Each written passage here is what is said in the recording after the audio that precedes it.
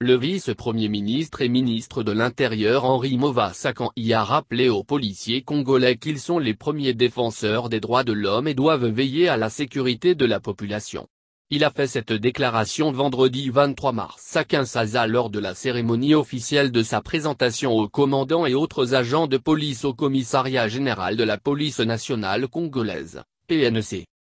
Le policier doit être le premier défenseur des droits de l'homme.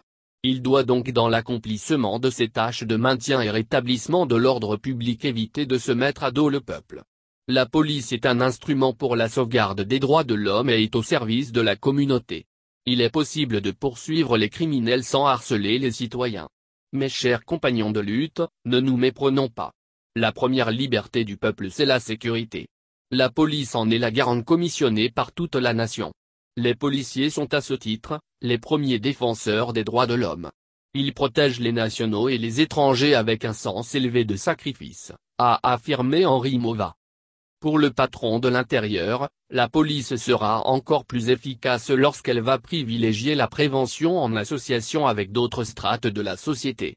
Il fait aussi remarquer que la police doit collaborer avec le peuple. Les civils ne sont pas des combattants ennemis même lorsqu'ils ont violé la loi. Même en cas d'émeute ou des tentatives d'insurrection. Les civils sont des compatriotes qui momentanément ont perdu le sens de la citoyenneté. Ce sont donc des égarés qu'il faut ramener à la raison.